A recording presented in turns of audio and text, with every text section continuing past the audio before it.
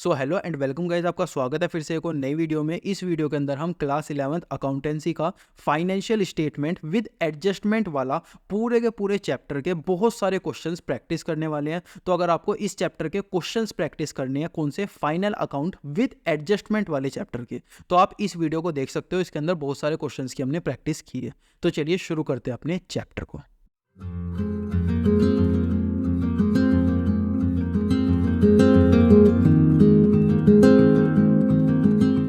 तो क्वेश्चन आता है हमारे पास इलस्ट्रेशन 6।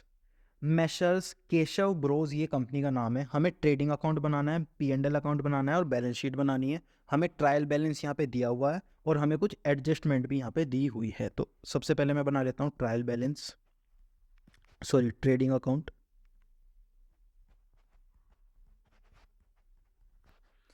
फिर मैं बना लेता हूँ P&L को। कुछ लोग क्या करते हैं, ट्रेडिंग और P&L को एक ही बना लेते हैं, ट्रेडिंग एंड P&L अकाउंट। आप एक भी बना सकते हो, अलग अलग भी बना सकते हो। मैं नॉर्मली अलग अलग बना लेता हूँ, आप चाहो तो एक भी बना सकते हो। तो ये हो गया मेरा ट्रेडिंग, P&L और बैलेंस शीट। अब एक एक करके मैं बनाता हूँ। सबसे पहले मैं क्या करता हूँ ना, मैं अपनी एडजस्टमेंट को देख लेता हूँ एक एक करके। सबसे पहले मुझे प्रोविजन फॉर डेप्रिसिएशन बनाना है 5%। अब मेरे यहाँ पे कुछ डेटर्स दिए होंगे, मेरे को कहाँ मिलेंगे डेटर्स, ये दिए हुए। तो मैं क्या कर लेता हूँ ना, इसके आगे 1 लिख लेता हूँ, क्योंकि इसके आगे एडजस्टमेंट दी हुई है तो मुझे पता चल जाएगा इसे एडजस्टमेंट से लिंक करना है। फिर हमें फर्दर बैड डेब्ट्स भी दिए हुए हैं 2,000 रुपये, तो मैंने वहाँ पे 1 लिख लिया, ठीक है।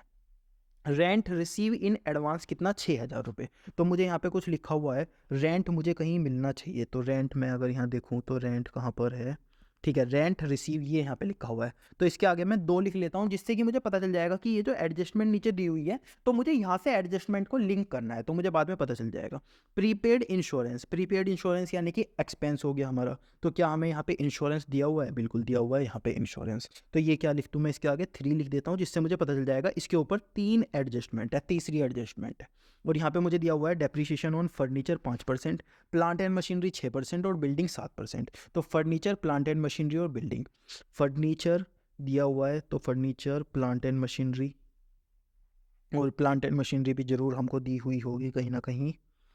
कहाँ दी हुई है प्लांट एंड मशीनरी, यहाँ यहाँ यहाँ यहाँ यहाँ, ये रही सबसे ऊपर। तो यहाँ पे मैंने लिख दिया 4th एडजस्टमेंट, ठीक है।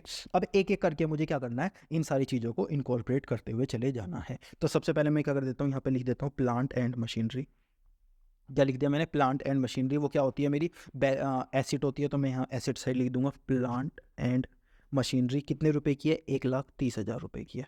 अब मुझे क्या पता चल गया, क्योंकि मैंने इसके ऊपर टिक लगाया हुआ है, मैंने क्या किया हुआ है, इसके ऊपर यहाँ पे 4 नंबर लिखा हुआ है। तो मैं सीधा 4 नंबर पे पहुंचूंगा और मुझे पता चलेगा कि जो प्लांट एंड मशीनरी है उसके ऊपर मुझे डेप्रीशिएशन लगाना है 6% का। क्या लगाना है, डेप्रीशिएशन लगाना है 6% का। तो मैं लगा देता हूँ डेप्रीशिएशन। तो डेप्रीशिएशन लगेगा तो मैं क्या करूँगा, डेप्रीशिएशन के 2 ट्रीटमेंट करूँगा। एक तो P&L के अकाउंट के अंदर लिखूंगा मैं क्या, डेप्रीशिएशन। तो डेप्रीशिएशन किसका, प्लांट एंड मशीनरी का कितना है, 6%। और मुझे क्या करना पड़ेगा, यहाँ से डेप्रीशिएशन को माइनस करना पड़ेगा, ठीक है। तो दोनों चीज़ मैं कर देता हूँ क्या, 1,30,000 मल्टीप्लाई 6% कितना होता है, 7,800। तो मैं यहाँ पे 7,800 कर देता हूँ माइनस, और यहाँ पे क्या कर देता हूँ, -1,2,2,2,1,2। तो यहाँ पे आ गया। और प्लांट एंड मशीनरी मैं लिख दूंगा 7,800, यहाँ पे मैंने लगा दिया। तो इस तरीके से मैंने क्या कर दिया, एडजस्टमेंट से उसको लिंक कर दिया। तो अगर आप ऐसे लिख लेते हो ना यहाँ पे 1 2 3, तो आपको एडजस्टमेंट से लिंक करने में आसानी हो जाएगी। तो ये क्या कर दिया मैंने, प्लांट एंड मशीनरी लगा दिया कितना, 6%, ओके। हाँ ठीक है। इसके बाद मैं क्या करता हूँ, यहाँ पे डेटर्स लिखता हूँ। डेटर्स कितने हैं, 50,000 रुपये। अब डेटर्स के ऊपर भी मुझे कुछ एडजस्टमेंट दी हुई है, ठीक है। लेकिन उससे पहले मैं क्या करता हूँ, प्रोविजन फॉर बैड डेब्ट्स, ठीक है, फर्दर बैड डेब्ट्स 2,000 दिए हुए हैं, ओके। तो सबसे पहले मैं डेटर्स लिख लेता हूँ 50,000 रुपये, जो मुझे ऊपर दिया हुआ है। तो मैंने यहाँ पर डेटर्स लिख लिए कितना, 50,000 रुपये। कितना लिख लिया, 50,000 रुपये लिख लिए, ठीक है।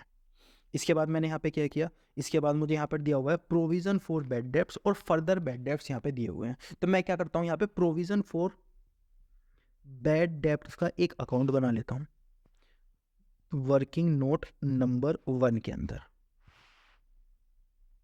प्रोविज़न फॉर बैड डेब्ट्स या प्रोविज़न फॉर डाउटफुल डेब्ट्स, कुछ भी आप लिख सकते हो। ठीक है, प्रोविज़न फॉर बैड डेब्ट्स का मैंने यहाँ पे बना लिया। और प्रोविज़न फॉर बैड डेब्ट्स मुझे बनाना कितना है, 5% बनाना है। कितना, 5% बनाना है। और उसके बाद फर्दर बैड डेब्ट्स कितने हैं, 2000 रुपीज़ हैं। तो अगर मुझे प्रोविज़न फॉर बैड डेब्ट्स यहाँ पे बनाना है तो मैं क्या लिखूंगा, सबसे पहले तो लिखूंगा डेटर्स। कितने लिखूंगा, डेटर्स 50,000 रुपये। क्यों, क्योंकि मुझे ऊपर दिए गए थे कि मेरे डेटर्स है 50,000 रुपये। ठीक है, इसमें से मेरे क्या हो गया, डेप आप फर्दर बैड डेब्ट्स हो गए 2000 के, तो 2000 में क्या कर दूंगा, माइनस कर दूंगा। ठीक है, इसके बाद मैं क्या करूंगा, इस पे 5% का बनाऊंगा। कितने का, 5% का। तो इस वाले केस में हमें अकाउंट बनाने की ज़रूरत नहीं है, तो अकाउंट हम नहीं बनाएंगे। तो कितना आ जाएगा, 50,000 मल्टीप्लाई 2000 मल्टीप्लाई 5%, तो ये क्या आ जाएगा, 2400 आ जाएगा। कितना, प्रोविज़न फॉर बैड डेब्ट्स। तो सबसे पहले मैं प्रोविज़न फॉर बैड डेब्ट्स की एंट्री यहाँ पे कर देता हूँ। तो सबसे पहले यहाँ पे आएगा मेरा क्या, to provision for bad debts. कितना आया मेरे यहाँ पे प्रोविज़न फॉर बैड डेब्ट्स, 2400 रुपये। और जो ये डेटर्स हैं इसे मुझे क्या करना पड़ेगा,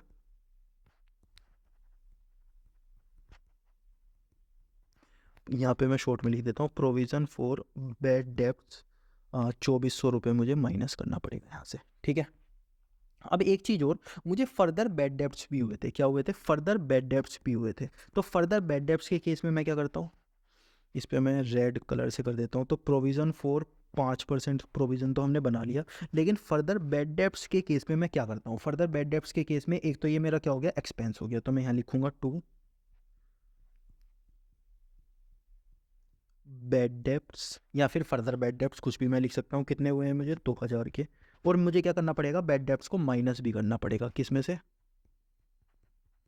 डेटर्स में से। तो 2000 में डेटर्स में से माइनस भी करूँगा। तो मैं यहाँ पे लिख दूंगा कितना, 50,000 माइनस 2000 माइनस 2400, तो मेरा आ जाएगा 45600। तो ये क्या आ गया, मेरे डेटर्स आ गए इस तरीके से। तो सबसे पहले मैंने प्रोविज़न बनाया कितना, 2400 का। तो ये क्या हो गया, मेरा वर्किंग नोट नंबर 1। और मैं यहाँ पे लिख भी सकता हूँ क्या, ये आ गया मेरा working note number 1, provision for bad debts. इसके बाद मैंने क्या लिखा, फर्दर बैड डेब्ट्स या बैड डेब्ट्स आप लिख सकते हो। और वो 2000 रुपये मैंने डेटर्स में से माइनस कर दिए। तो इस तरीके से मैं क्या कर रहा हूँ, साथ का साथ जो एडजस्टमेंट है उनको भी लिंक करके चल रहा हूँ, और मुझे पता चल रहा है कि क्या हो रहा है। इसके बाद मेरे पास इंटरेस्ट मुझे कुछ दिया हुआ है, वेजेस दी हुई है, सैलरी दी हुई है। तो ये इंटरेस्ट सबसे पहले मैं लिखता हूँ। इंटरेस्ट मेरा कहाँ आएगा, P&L के अंदर। तो इंटरेस्ट कितना आता है, इंटरेस्ट मेरा आया 2000 रुपये। उसके बाद मुझे वेजेस दी गई है, वेजेस दी गई है, तो वेजेस मैं कहाँ लिखूँगा, ट्रेडिंग के अंदर। तो ट्रेडिंग के अंदर यहाँ लिख देता हूँ टू वेजेस। कितनी है वेजेस, 1200। ठीक है, उसके बाद मुझे सैलरी दी गई है, तो सैलरी मैं लिख देता हूँ। सैलरी कहाँ लिखूँगा, सैलरी मैं लिखूँगा P&L के अंदर। सैलरी मुझे दी गई है 2500। ठीक है, तो ये तीन चीज़ की एडजस्टमेंट मैंने कर ली, वेजेस की कर ली, सैलरी की कर ली। कैरेज इनवर्ड और कैरेज आउटवर्ड दिया गया है। अगर कैरेज इनवर्ड है तो उसे हम कहाँ लिखेंगे, to carriage inward. Carriage inward को हम लिखेंगे 500 रुपये। और कैरेज आउटवर्ड को हम कहाँ लिखेंगे, टू कैरेज आउटवर्ड। ये क्या है, कैरेज आउटवर्ड है P&L का आइटम, तो इसे लिखेंगे P&L में 700 रुपये। ठीक है, इसके बाद रिटर्न इनवर्ड दी गई है, यानी कि रिटर्न मेरे पास आई है। अगर रिटर्न मेरे पास आएगी तो वो क्या होगी, वो होगी सेल्स रिटर्न, क्योंकि पहले मैंने माल सेल किया होगा, फिर रिटर्न मुझे वो वापस देगा, यानी कि रिटर्न इनवर्ड सेल्स रिटर्न होती है। तो सेल्स रिटर्न को मैं क्या करूंगा, सेल्स में से माइनस करूंगा। तो मैं यहाँ लिख देता हूँ बाय सेल्स, और माइनस कर देता हूँ सेल्स रिटर्न। अब सेल्स रिटर्न कितनी है मेरी, 2000। तो मैं क्या कर देता हूँ, 2000 रुपये माइनस कर दूंगा यहाँ से। ठीक है, इसके बाद फैक्ट्री रेंट, फैक्ट्री का रेंट मुझे लिखना पड़ेगा। उसके बाद ऑफिस का रेंट, ऑफिस का रेंट लिखना पड़ेगा। तो फैक्ट्री का रेंट लिखूंगा मैं ट्रेडिंग के अंदर। फैक्ट्री रेंट मेरा कितना हो जाएगा ट्रेडिंग के अंदर, मोबाइल पे इतना छोटा छोटा है ना, दिख भी नहीं रहा, 4350। और ये हो जाएगा 2300। 2300 किसके अंदर हो जाएगा, टू ऑफिस रेंट। मैंने ना क्वेश्चन मोबाइल पे अलग से खोला हुआ है, जिससे कि मुझे पता चल जाए कि अमाउंट के लिए मुझे वापस ऊपर नीचे ना करना पड़े। अब मुझे दिया हुआ है इंश्योरेंस। अब इंश्योरेंस मुझे दिया हुआ है 780 रुपीज़, 780 रुपीज़। लेकिन इसके ऊपर मुझे तीसरी एडजस्टमेंट भी यहाँ पे दिख रही है, क्या कि जो तीसरी एडजस्टमेंट दिख रही है, ओके इसे मैं मिटा देता हूँ। तो ये तीसरी एडजस्टमेंट मुझे दिख रही है क्या, कि ये जो हमारा प्रीपेड इंश्योरेंस है, इसके अंदर कितना है 200 रुपये है, यानी कि जो हमने इंश्योरेंस पे किया है 780। सबसे पहले तो मैं क्या कर दूंगा, यहाँ इंश्योरेंस लिख दूंगा 2, या INS लिखता हूँ तो भी आपको समझ आ रहना चाहिए, ठीक है। इंश्योरेंस लिख दिया मैंने 780 रुपीज़। अब इसकी एडजस्टमेंट क्या है, एडजस्टमेंट है कि मेरा प्रीपेड इंश्योरेंस कितना है 200 रुपये, यानी कि मैंने एक्सपेंस पेड कर दिया, एक्सपेंस पेड कर दिया लेकिन प्रीपेड यानी कि एडवांस में। तो ये कौन सा केस हो गया मेरा, एक्सपेंस पेड इन एडवांस। जब हम एडवांस में एक्सपेंस को पेड कर देते हैं तो हम क्या करते हैं, सबसे पहले तो यहाँ से हम माइनस कर देंगे क्या, प्रीपेड। कितना है प्रीपेड, 200 रुपये, तो 200 रुपये हम यहाँ पे माइनस कर देंगे, ठीक है। तो यहाँ आ जाएगा कितना, 780 में से 200 गए 580। ओके, इसे कहाँ लिख देंगे हम प्रीपेड को, ये हमारी एसेट हो जाती है, तो प्रीपेड को हम लिख देंगे यहाँ पर क्या, प्रीपेड को हम लिख देंगे यहाँ पर, और कितना हो जाएगा 200 रुपीज़। कितना, 200 रुपीज़। क्यों, क्योंकि प्रीपेड हमारी क्या है, एसेट है, और 200 रुपये का यहाँ पर था। तो ये क्या कर दिया हमने, एडजस्टमेंट को भी साथ के साथ हैंडल कर लिया। इसके बाद फर्नीचर और बिल्डिंग लिखी हुई है, तो सबसे पहले फर्नीचर और बिल्डिंग का अमाउंट मैं बैलेंस शीट में लिख देता हूँ क्या, फर्नीचर कितना है, फर्नीचर का अमाउंट 22,500। उसके बाद बिल्डिंग यहाँ पे है, बिल्डिंग का अमाउंट कितना है 2,80,000, ये 2,80,000, ठीक है। अब इसके ऊपर मुझे कुछ एडजस्टमेंट भी दी हुई है, क्या एडजस्टमेंट दी हुई है, एडजस्टमेंट मुझे बोल रही है कि इसके ऊपर सबसे पहले आप डेप्रिसिएशन लगा देना, हाइलाइटर में यूज़ करता हूँ, इसके ऊपर सबसे पहले आप डेप्रिसिएशन लगा देना 5%, और बिल्डिंग के ऊपर 7%। तो दोनों चीज़ें मैं कर देता हूँ, हाइलाइटर में लिख देता हूँ जो जो मैंने एडजस्टमेंट कर चुका हूँ। ये मेरी हो गई है, ये मेरी हो गई है, ये मेरी अब हो जाएगी, और ये मेरी हो गई है, और ये वाली भी मेरी क्या हो गई है, हो गई है। तो मुझे पता चल गया कौन सी एडजस्टमेंट मेरी हो गई है। तो अभी मुझे, अरे भाई, अभी मुझे 5% और 7% लगाना है यहाँ पर। तो ठीक है, मैं लगा देता हूँ 5% किस पे, फर्नीचर पे। तो फर्नीचर का 5% कितना होगा, फर्नीचर है कितना 22,500, 22,500 मल्टीप्लाई 5%, 1,125। तो ये क्या हो गया, डेप्रीशिएशन हो गया, और डेप्रीशिएशन को मैं क्या करता हूँ, माइनस करता हूँ, ठीक है। इसी तरीके से बिल्डिंग का भी डेप्रीशिएशन आप लगा लो, कितना परसेंट लगाना है, 7%। तो 2,800 मल्टीप्लाई 7%, 1,9600। तो ये क्या हो गया, डेप्रिशिएशन हो गया यहाँ, ठीक है। -2,800, तो यहाँ पे अमाउंट बच गया 2,60,400, 2,2500 माइनस इतना, तो 2,1,375 यहाँ पर बच गया। अब इन दोनों डेप्रिसिएशन का हमें क्या करना है, ये जो डेप्रिसिएशन है ये हमें P&L के अंदर भी डालने पड़ेंगे, क्योंकि ये एडजस्टमेंट में दिया हुआ था। एडजस्टमेंट की दो हमें इफेक्ट डालने पड़ते हैं, तो P&L में हमें डालना पड़ेगा। P&L में हमने यहाँ डेप्रिसिएशन बनाया था, किसके ऊपर था ये, प्लांट एंड मशीनरी के अंदर बना दिया था। फर्नीचर कर देता हूँ मैं, और बिल्डिंग कर देता हूँ मैं। फर्नीचर के ऊपर कितना आया है, 1,125, 19600, 1,125, 19600, 7,800, 1,125, 19600, 2,8,525, ठीक है, 2,8,525। तो यहाँ पे क्या आ गया, मेरा डेप्रिसिएशन का डबल इफेक्ट आ गया है, ठीक है। इसके बाद मैं बिल्स रिसीवेबल चलता हूँ। बिल्स रिसीवेबल कितने हैं, 3,000। तो 3,000 ये क्या है, मेरी एसेट है। बिल्स रिसीवेबल क्या होती है, मेरी एसेट। तो मैं यहाँ पर लिख देता हूँ क्या, बिल्स रिसीवेबल कितना, 3,000, ठीक है। उसके बाद मेरे को क्या क्या दिया गया है, cash in hand, cash at bank दिया हुआ है कितना, हाँ, कैश दिया हुआ है, बैंक दिया हुआ है, कैश कितना दिया हुआ है, 22,500, 35,000। और कमीशन उसके बाद मुझे दिया हुआ है, क्या दिया हुआ है, कमीशन दिया हुआ है कितना, 500 रुपीज़। तो कमीशन मैं कहाँ लिखता हूँ, ट्रेडिंग में लिखता हूँ, तो यहाँ लिख दूंगा 2, कमीशन 500 रुपये। इसके बाद मुझे और चीज़ें दी गई हैं, क्या, ओपनिंग स्टॉक दिया गया है 60,000। तो ओपनिंग स्टॉक मैं कहाँ लिखता हूँ, ट्रेडिंग के डेबिट में। ओपनिंग स्टॉक कितना है, ओपनिंग स्टॉक 60,000, ठीक है। उसके बाद और चीज़ें मुझे दी गई है, परचेज़ कितना, 2,50,000। तो यहाँ लिख दूंगा 2, परचेज़ या PUR से समझ जाना, परचेज़ है 2,50,000। इसमें परचेज़ रिटर्न भी है क्या, कुछ शायद हो गया, 2,50,000 है, ओके। परचेज़ मैंने लिख दिया। फिर हमारे क्या है, बैड डेब्ट से 3,000 500। तो मैं यहाँ पे लिख देता हूँ बैड डेब्ट्स। अब देखो जो मैंने यहाँ पे बैड डेब्ट्स लिखा था ना, ये वाला फर्दर बैड डेब्ट्स वाला, ये एक्चुअल में मुझे यहाँ पे फर्दर लिखना ही पड़ेगा। क्यों लिखना पड़ेगा? क्योंकि फिर मैं कंफ्यूज हो जाऊंगा। तो मैं यहाँ पे लिख देता हूँ ये था फर्दर बैड डेब्ट्स, और यहाँ लिख देता हूँ बैड डेब्ट्स। तो बैड डेब्ट्स कितना है? 3500। अब क्या जैसे ये जो बैड डेब्ट्स है, फर्दर बैड डेब्ट्स का अगर आपको याद होगा तो ये 2000 रुपये मैंने यहाँ से माइनस किए थे। कहाँ से? डेटर्स में से। लेकिन क्या मैं ये जो बैड डेब्ट्स है इसको भी माइनस करूँगा डेटर्स में से? ये वाले जैसे 2000 किए थे, तो इसको मैं माइनस नहीं करूँगा। क्यों नहीं करूँगा? अगर आपको पता होगा तो ये किसके अंदर दिया हुआ है? ये आपको ट्रायल बैलेंस के अंदर दिया हुआ है। और वो किसके अंदर दिया हुआ था? वो एडजस्टमेंट। एडजस्टमेंट 2 जगह जाती है, ट्रायल बैलेंस 1 जगह जाता है। तो आपके कॉन्सेप्ट भी यहाँ पे क्या हो गया? क्लियर हो गया, आपको पता चल गया। ठीक है, तो ये क्या आ गया? बैड डेब्ट्स आ गया 3500 रुपये। ओके, और आगे चलते हैं।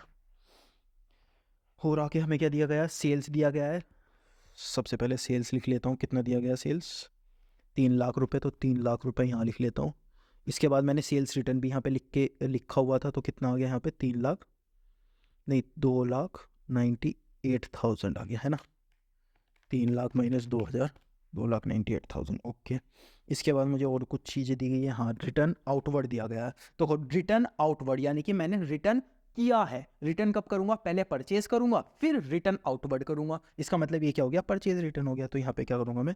Less purchase return. Purchase return purchase में से माइनस 2500। तो यहाँ क्या हो जाएगा? माइनस 247,500। 247,500। ठीक है, रिटर्न क्या हो गया? आउटवर्ड हो गया। ओके, इसके बाद क्रेडिटर। क्रेडिटर क्या होती है? मेरी लाइबिलिटी होती है। तो क्रेडिटर मैं इधर लिख देता हूँ। क्रेडिटर हो गया मेरा 2,50,000 रुपये। 2,85 है ना क्रेडिटर? यस, 2,50,000 है। ठीक है, ये क्या है? बिल्स पेबल मेरी लाइबिलिटी होती है। तो बिल्स पेबल में बैलेंस शीट के एसेट साइड लिख दूंगा, ऐसे लाइबिलिटी साइड लिख दूंगा। बिल्स पेबल कितना? 70,000। Provision for bad debts. अब ये क्या है मेरा? प्रोविजन फॉर बैड डेब्ट्स है कितना? 1550। प्रोविजन फॉर बैड डेब्ट्स कहाँ है? आपको दिखा देता हूँ मैं। ये दिया हुआ है प्रोविजन फॉर बैड डेब्ट्स कितना? 1550। तो हमने यहाँ पे क्या किया था? हमने प्रोविजन फॉर बैड डेब्ट्स बनाया था 5%। कितना बनाया था? 5% हमने यहाँ पे बनाया था। लेकिन हमें यहाँ पे 1150 provision for bad debts already बना हुआ है। इसका मतलब जो हमने स्टार्टिंग में किया था ना, स्टार्टिंग में जो हमने प्रोविजन फॉर बैड डेब्ट्स बनाया था ये वाला, इस केस में इसमें हमने कितना बनाया था? 2400 रुपये का बनाया था। लेकिन हमने ये चीज़ देखी ही नहीं थी कि provision for bad debts already 1150 का तो बना हुआ है। 1550 का तो ऑलरेडी बना हुआ है। तो हमें बनाना कितने का था? हमें बनाना था, हमने बनाया कितने का था? 2400 रुपये का बनाया था। अगर आप यहाँ पे देखोगे तो हमने बनाया कितने तक का था? 2400 का। लेकिन 1550 तो ऑलरेडी बना हुआ है। तो हमें बनाना कितने का था? 1550 तो ऑलरेडी बना हुआ है। तो हमें बनाना कितने का था? 2400 माइनस 1550, यानी कि 850 का बनाना था। कितने का? 850 का बनाना था ऑलरेडी। किसका बनाना था? 850 का बनाना था। लेकिन हमने बना कितने का दिया था? 2400 रुपये का। ये अगर आप यहाँ देखोगे 2400, तो आप यहाँ क्या कर सकते हो? इसको काट के क्या लिख सकते हो? कितने का और बनाना था हमको? ये वाला अमाउंट लिख सकते हो 850। तो यहाँ पे मैंने पता है क्या, ये जो 2400 कटवा के 850 लिखवाया है, ये आपको हमेशा याद रखना है कि जो हमारा बैड डेब्ट्स पहले से बना हुआ है उसके अलावा ही तो हम बनाएंगे ना। तो हम यहाँ क्या करेंगे? 850। और यहाँ पर भी हमने कुछ लिखा था क्या? 2400 यहाँ पे भी लिखा था। तो यहाँ पे भी क्या कर देंगे? इसे काट के 850 लिख देंगे। तो ये मैंने रेड पेन से भी लिख दिया और काट के लिखा है। अब मैं चाहता तो देखो मैं ऐसे करके मिटा के भी लिख सकता था, लेकिन काट के लिखा है जिससे कि आपको ये याद रहेगा। ठीक है, और यहाँ पर मैं एक स्टार भी बना देता हूँ इसके ऊपर। आपको ये पता होना चाहिए कि ये जो प्रोविज़न फॉर बैड डेब्ट्स है ऑलरेडी बना हुआ है, तो उतना ही हमें एक्सेस में और बनाना है। ठीक है, तो अब यहाँ पे अगर मैं इसको माइनस करा है तो यहाँ पर भी मेरा आंसर बदल जाएगा ना। 500 माइनस 2000 माइनस 8, हाँ 1 सेकेंड, 5000 माइनस 2000 माइनस, तो कितना आ जाएगा?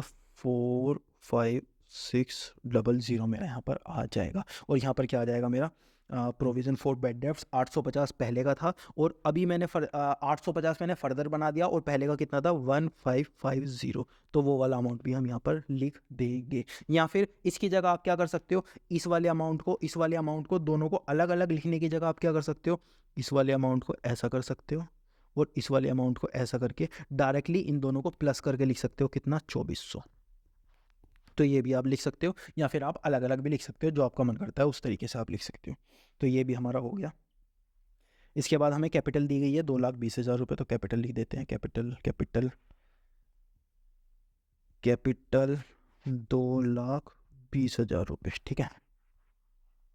और हमको क्या दिया गया है, एडजस्टमेंट हमारा रहता है कुछ, हाँ ये आ गया एडजस्टमेंट। रेंट रिसीवेबल कितना है 10,380, कितना है 10,380, यहाँ पे क्या है रेंट रिसीवेबल है। तो रेंट रिसीवेबल क्या है, यानी कि हमें रेंट मिला है, सबसे पहले हमें क्या हुआ है रेंट मिला है, तो रेंट रिसीवेबल यहाँ पे हम लिख देते हैं, किस में आएगा ये P&L में, तो यहाँ पे लिख देते हैं बाय रेंट रिसीवेबल, कितना है रेंट रिसीवेबल 10,380। अब देखते हैं कि एडजस्टमेंट में हमें क्या दिया हुआ है। एडजस्टमेंट में हमें दिया हुआ है रेंट रिसीव इन एडवांस कितना है, रेंट रिसीव इन एडवांस कितना है, अरे यार क्या हो रहा है, रेंट रिसीव इन एडवांस कितना है 6,000 रुपये, कितना 6,000, यानी कि ये रेंट हमें एडवांस में रिसीव हो गया। अब एडवांस की हमें एंट्री करके बताओ क्या होती है एडवांस, सबसे पहले तो हम इसमें से हम माइनस कर देते हैं, कितना 6,000, ठीक है। तो 10,380 माइनस 6,000 4,380, ठीक है। अब ये जो एडवांस में हमें रेंट रिसीव हो गया, ये क्या है हमारी लायबिलिटी, तो हम क्या लिख देंगे रेंट रिसीव इन एडवांस, कितना एडवांस में रिसीव हो गया 6,000 रुपये। तो ये क्या होती है हमारी एडजस्टमेंट होती है। अगर आपने एडजस्टमेंट वाली वीडियो देखी है ना ओल्ड बेसिक वाली, तो आपको पता चल जाएगा मैंने क्या किया है, फिर भी मैं आपको एक बार बता देता हूँ मैंने क्या किया है। सबसे पहले तो ये जितना भी रेंट मुझे रिसीव हुआ था मैंने यहाँ पर लिख दिया, जितना मुझे रेंट रिसीव हुआ था। अब इन्होंने एडजस्टमेंट के अंदर मेरे को बताया कि ये जो 6,000 का रेंट था ना ये एडवांस था, तो एडवांस के अंदर मैं क्या करता हूँ, सबसे पहले तो मैं रेंट में से माइनस कर देता हूँ, और इसका डुअल इफेक्ट यानी कि दूसरा इफेक्ट मैं कहाँ पे डालता हूँ, डुअल इफेक्ट में लाइबिलिटी साइड डाल देता हूँ, क्योंकि अभी तक मैंने इसे कमाया नहीं है, हो सकता है मुझे ये वापस करना पड़ जाए, तो ये क्या हो गई मेरी लाइबिलिटी हो गई, ठीक है। इसके बाद कमीशन रिसीव, हमें कमीशन रिसीव हुआ है 16,000 रुपये का, तो हम यहाँ पे कमीशन रिसीव कहाँ लिखेंगे P&L के अंदर बाय कमीशन रिसीव्ड, कितने का हुआ है 16,000 रुपये का, ठीक है। तो आई थिंक अभी हमारी सारी एडजस्टमेंट हो चुकी है, जितनी भी एडजस्टमेंट थी। यहाँ पे क्या क्लोजिंग स्टॉक नहीं दिया गया कहीं भी, ऐसा नहीं हो सकता, दिया होगा मिस, तो ओपनिंग स्टॉक दिया हुआ है, क्लोजिंग की क्वेश्चन गलत तो नहीं है, क्लोजिंग स्टॉक के बिना क्वेश्चन कैसे हो सकता है यार, हमने मिस तो नहीं किया क्लोजिंग स्टॉक, ओपनिंग तो दिया हुआ है, तो ट्रायल बैलेंस में तो क्लोजिंग स्टॉक ये देंगे ही नहीं।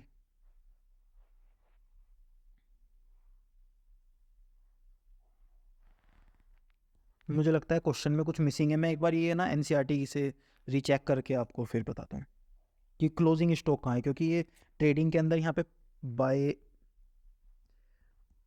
क्लोजिंग स्टॉक, ये जो क्लोजिंग स्टॉक का अमाउंट है इसके बिना तो हमारा क्वेश्चन ही अधूरा है ना, उसके बिना तो होगा ही नहीं। तो मैं क्लोजिंग स्टॉक एक बार रीचेक करके बताता हूँ कि इसमें क्या प्रॉब्लम है। हाँ तो मैंने ना ये पूरा क्वेश्चन NCERT में से चेक कर लिया, आपको ना एक चीज़ नहीं दी हुई है यहाँ पे ना, एक 5th एडजस्टमेंट भी आएगी क्या क्लोजिंग स्टॉक की, तो वो आप अपने हाथ से लिख लो इस वाले क्वेश्चन में, या फिर मैं लिख रहा हूँ अगर आप टेलीग्राम से डाउनलोड करोगे तो वो क्लोजिंग स्टॉक आएगा आपका 70,000। NCERT में क्वेश्चन बिल्कुल ऐसे ही दिया हुआ है जैसे यहाँ पे प्रिंट है, उन्होंने क्या किया हुआ है आंसर के अंदर यहाँ पे क्लोजिंग स्टॉक 70,000 लिखा हुआ है, इसका मतलब वो जो क्वेश्चन के अंदर क्लोजिंग स्टॉक है वो लिखना भूल गए। खैर NCERT में ऐसी छोटी मोटी गलती तो मिलती रहती है, नॉर्मल है उनके लिए। तो अभी यहाँ पे हमारी सारी एडजस्टमेंट ऑलमोस्ट हो चुकी है, और ये जो क्लोजिंग स्टॉक है इसको हम कहाँ लिखेंगे, क्लोजिंग स्टॉक कॉस्ट 70,000 हम यहाँ पर भी लिखेंगे। अब इन सब का टोटल कर लेते हैं फटाफट, और फिर यहाँ पे हम क्या क्या निकाल लेंगे, ग्रोस प्रॉफिट निकाल लेंगे। तो फटाफट मैं इसका टोटल कर लेता हूँ यहाँ पर, और यहाँ मेरा आ जाएगा 2 ग्रोस प्रॉफिट इस जगह पर। फिर इस ग्रोस प्रॉफिट को मैं क्या करूँगा बाय ग्रोस प्रॉफिट यहाँ पर निकाल लूँगा, आप खुद से भी टोटल कर सकते हो, मैं कैलकुलेटर से कर दूंगा वैसे। अभी ये आ गया आपका ग्रोस प्रॉफिट यहाँ पर, उसके बाद क्या आ जाएगा 2 नेट प्रॉफिट, नेट प्रॉफिट यहाँ आ जाएगा इन दोनों का टोटल करने के बाद। फिर नेट प्रॉफिट को आप क्या करोगे, ऐड कर दोगे नेट प्रॉफिट के नाम से यहाँ पर, और इसका टोटल आ जाएगा आपका यहाँ पर। और फिर ये दोनों क्या हो जाने चाहिए आपके, इक्वली मैच हो जाने चाहिए अगर हमने सही क्वेश्चन किया है तो।